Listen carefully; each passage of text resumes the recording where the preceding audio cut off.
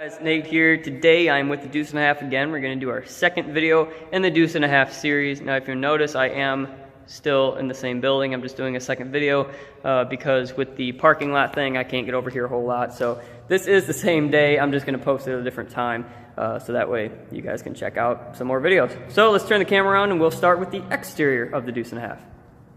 Okay, so we are with the exterior of the truck. Now first of all, everything on this truck is made to not break. Everything on here is very thick steel. Also, you do have a winch, or not a winch, a vise up on the front.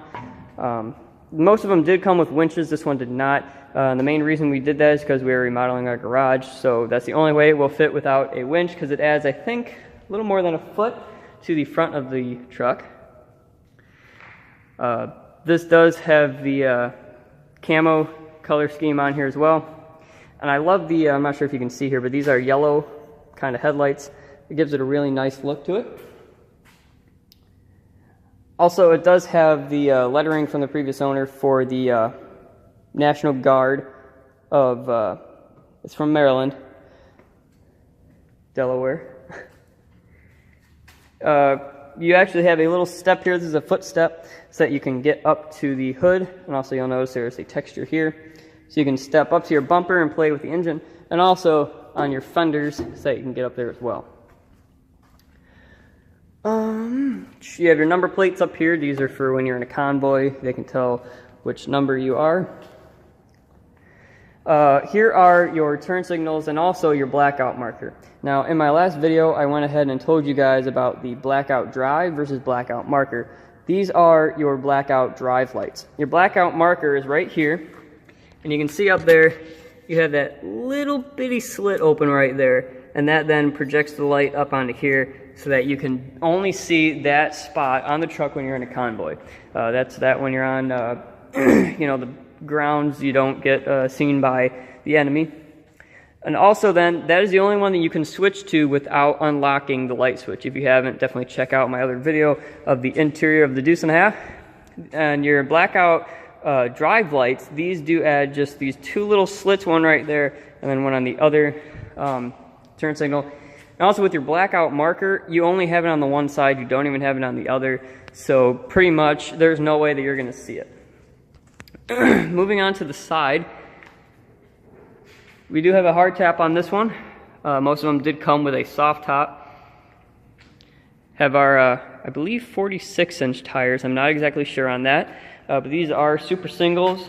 We had the hubs made by, I believe his name was actually Pea Shooter.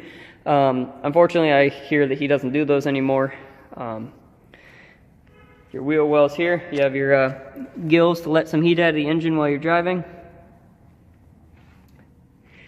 Here is your heater box. You have your ram air vent up there, and then also your kick panel vents for inside the cab. This truck is just has tons of jerry cans on it. You have one here and then two on the back. I've seen people where they put them in between the bumpers, and I've seen them put them everywhere. Inside of here, you have basically just a little storage compartment. There's nothing in here. Just so you can kind of put some stuff. Yeah, because if you can't fit it in the back of the bed, I guess you can put it in there. Also here is your, this is where you can actually hook up a special connector to jump start it. Also have your handle up here so that you can actually get up into the truck. And we have our radio antenna, which spans to the other side. Cool little thing here, you have a tool kit that's actually under the bed here. You have a wooden stick right here. You have a shovel, a pickaxe, and also a regular axe over here. So if you're in trouble, because if you're stuck in this, you're not going to get out with those. I hate to say it. Here are your factory tires and rims. It did used to have dualies on the back. It is now super singled. These are very unreliable tires. They're very bad for driving. Obviously with the non-directional in water, it is like driving on ice.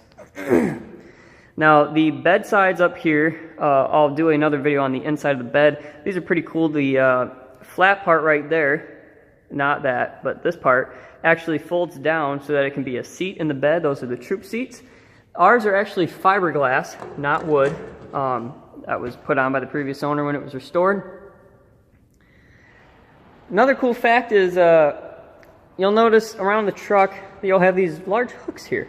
Now what these are is so that you can, there's actually supposed to be a pin that goes in here, and you put a rope in here, through here, and then you can pick the whole truck up with a helicopter. Now that's pretty trustworthy of somebody's welds that they did on there, so especially picking up a 13,500 pound truck. As we get to the back, you have your massive bed door. Definitely have to keep an eye when you're lowering that. My uncle actually got his finger caught in there, so definitely watch out for that.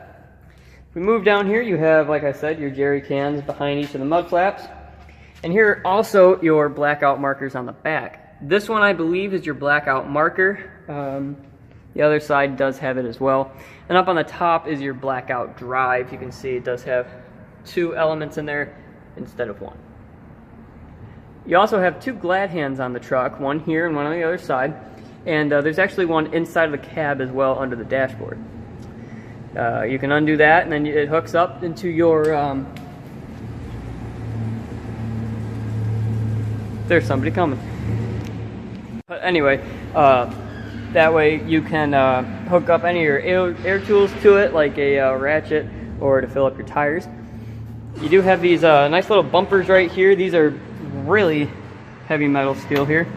Very hard. You're not going to hurt anything on this truck if you get in an accident. This also has a pintle hitch on the back, not a regular hitch. If you pull out the cotter pin up there and then pull up on that little latch there, you can open that up. Also, you up here have your where you can plug in to your trailer lights. You can get a little sneak peek of the axle under there. Axles. And also your handles to lower the bed also double as a step when you lower it. And a little cool thing here is you can not only use this chain to latch it when it's straight up, but also when it's at a 90-degree angle, your chain will fit perfectly in there to lay it down flat. On the other side of the truck, I really can't get in there. Actually, yeah, I can. There's nothing really different on this side other than you have your fuel tank. Now this is a multi-fuel, so you can put pretty much anything from diesel fuel to airplane fuel all the way to vegetable oil and cooking oil into here, and it will run. Obviously, you're not recommended to drive solely on that, but I guess it is possible. You have your antenna up there. Definitely would hurt to get whacked by that. Under here, you would think that, hey, you know, it's just another toolbox. Well, you thought wrong. It has 2 batteries under here. And you can see that I would not want to screw around with trying to figure out how that all hooks up. You pull these out and up, and then you can slide the whole battery tray straight out. Actually, kind of a funny story. We actually came here one day to pick up the truck and found out that we had a bad battery, and the truck was dead, and we had it really close to the wall here.